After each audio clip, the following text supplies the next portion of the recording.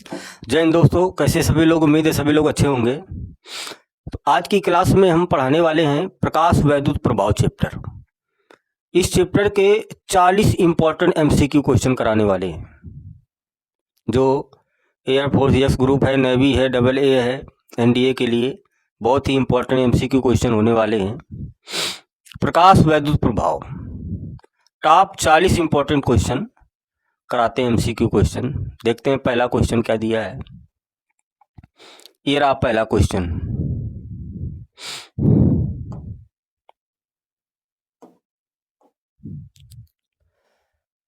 पहला क्वेश्चन कह रहा है कि प्रकाश वैद्युत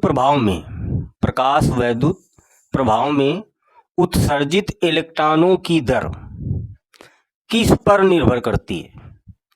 प्रकाश वैद्युत प्रभाव में उत्सर्जित इलेक्ट्रॉनों की दर किस पर निर्भर करती है। प्रकाश वैद्युत प्रभाव क्या होता है कि अगर कोई पदार्थ है, कोई धातु की प्लेट है, उसमें जब प्रकाश किरणों को डाला जाता है तो उस धातु के पृष्ठ से इलेक्ट्रॉनों का क्या होने लगता है, उत्सर्जन होने लगता है। और इन इलेक्ट्रॉनों को क्या बोला जाता है, फोटो इलेक्ट्रॉन। और इन इलेक्ट्रॉनों से बहने वाली धारा को क्या कहते हैं, प्रकाश वैद्युत धारा कहते हैं। प्रकाश वैद्युत धारा, ये इस घटना को ही क्या कहते हैं, प्रकाश वैद्युत प्रभाव कहते हैं। कि जब किसी धातु के पृष्ठ पर पराबैंगनी प्रकाश किरणों को डाला जाता है तो उस धातु से इलेक्ट्रॉनों का उत्सर्जन होने लगता है। इस घटना को ही क्या कहते हैं, प्रकाश वैद्युत प्रभाव कहते हैं। अब क्वेश्चन आपका है कि प्रकाश वैद्युत प्रभाव में उत्सर्जित इलेक्ट्रॉनों की दर, ये जो इलेक्ट्रॉन उत्सर्जित हो रहे हैं किस पर निर्भर करती है। ऑप्शन है आपतित प्रकाश की आवृत्ति पर, कि आपतित प्रकाश की तीव्रता पर, कि धातु के कार्यफलन पर, कि प्रकाश के वेग पर। तो देखो, ये प्रकाश जब धातु के पृष्ठ पर गिर रहा है तो अगर हम प्रकाश की तीव्रता को बढ़ा दें, क्या बढ़ा देते हैं, तीव्रता को। ये जो प्रकाश इस धातु के पृष्ठ पर पड़ रहा है, इलेक्ट्रॉनों का उत्सर्जन हो रहा है, तो अगर इस प्रकाश की अगर हम तीव्रता को बढ़ा देंगे तो यहाँ उत्सर्जन की दर, इलेक्ट्रॉनों के उत्सर्जन की दर बढ़ जाती है। इलेक्ट्रॉनों के उत्सर्जन की दर क्या होती है, बढ़ जाती है। अर्थात हम प्रकाश की तीव्रता को जितना बढ़ाएंगे उतने ही इस धातु के पृष्ठ से इलेक्ट्रॉनों का क्या होगा, उत्सर्जन होगा।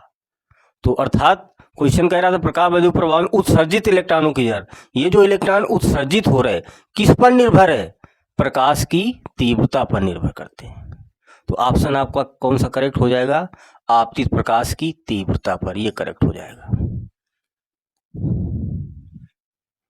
और अगर इन प्रकाश किरणों की हम आवृत्ति को बढ़ा दें, किसको बढ़ा दें, आवृत्ति को अगर हम बढ़ा देते हैं तो इलेक्ट्रॉनों की गतिज ऊर्जा बढ़ती है। क्या बढ़ती है, इलेक्ट्रॉनों की गतिज ऊर्जा ई के, ये क्या होती है, इंक्रीज होती है। अगर प्रकाश की तीव्रता को बढ़ा देते हैं तो पृष्ठ से इलेक्ट्रॉनों के उत्सर्जन की दर बढ़ जाती है।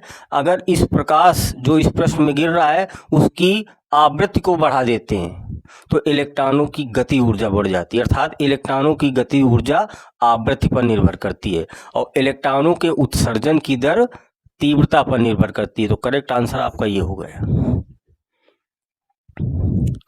अगला क्वेश्चन देखते हैं।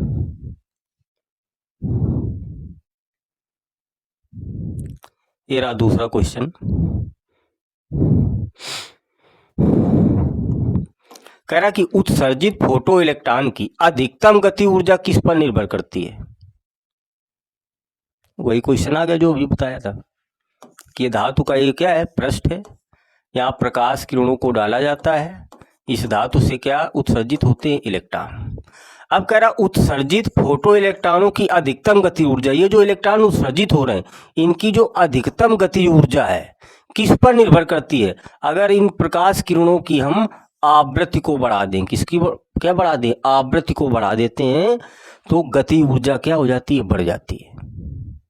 तो केवल आवृत्ति। ऑप्शन है केवल तीव्रता पर, या केवल आवृत्ति पर, या तीव्रता और आवृत्ति दोनों पर, या प्रकाश स्रोत की दूरी पर। तो ऑप्शन क्या होगा? केवल आवृत्ति पर। अगर इस धातु के पृष्ठ पर जो प्रकाश पड़ रहा है उसकी हम आवृत्ति को बढ़ा देंगे तो इस धातु से जो इलेक्ट्रॉन उत्सर्जित होंगे उसकी गति ऊर्जा ई के क्या हो जाएगी? बढ़ जाएगी। गति ऊर्जा बढ़ेगी अर्थात आवृत्ति। तो आवृत्ति के बढ़ाने से क्या गति ऊर्जा क्या होती है? बढ़ती है। ये तो गति ऊर्जा किस पर निर्भर करती है? आवृत्ति पर निर्भर करती है। करेक्ट आंसर हो गया आपका।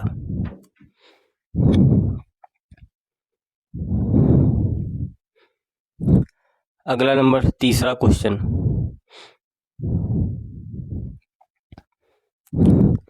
ये कह रहा है निरोधी विभव का मान निर्भर करता है। निरोधी विभव का मान निर्भर करता है। देखो, निरोधी विभव और गति ऊर्जा में संबंध का फार्मूला होता है ई के बराबर ईवी नॉट। ये सूत्र होता है ई के बराबर ईवी नॉट।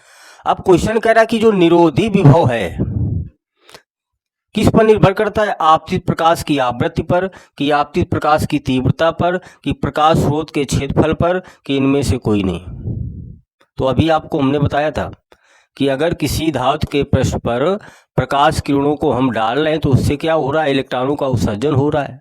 तो अगर इस प्रकाश की हम आवृत्ति को क्या करेंगे? बढ़ा देंगे तो क्या बढ़ेगा? इन इलेक्ट्रॉनों की गति ऊर्जा क्या होगी? बढ़ जाएगी। तो आवृत्ति के बढ़ाने पर गति ऊर्जा बढ़ती है और गति ऊर्जा किस पर निर्भर करती है? ई के बराबर ईवी नॉट पर, तो निरोधी विभव पर। तो क्वेश्चन आपका था कि निरोधी विभव का मान निर्भर करता है, किस पर निर्भर करता है? इलेक्ट्रॉनों की गति ऊर्जा पर। और गति ऊर्जा किस पर निर्भर करती है? प्रकाश की आवृत्ति पर। तो ऑप्शन आपका क्या होगा? आपतित प्रकाश की आवृत्ति या आपतित प्रकाश की तीव्रता। तो ये तो होगा नहीं, क्षेत्रफल होगा नहीं, तो ये ऑप्शन क्या होगा? करेक्ट होगा। क्योंकि आवृत्ति के बढ़ने पर गति ऊर्जा बढ़ती है और गति ऊर्जा बढ़ेगी तो निरोधी विभव बढ़ेगा। क्यों? तो निरोधी विभव का मान निर्भर करता है। तो निरोधी विभव का मान वैसे निर्भर करता है ई के पर, लेकिन ई के ऑप्शन है नहीं। तो ई के किस पर निर्भर करता है? आवृत्ति पर निर्भर करता है। तो ऑप्शन क्या हो जाएगा? आपतित प्रकाश की आवृत्ति पर। करेक्ट आंसर हो जाएगा आपका।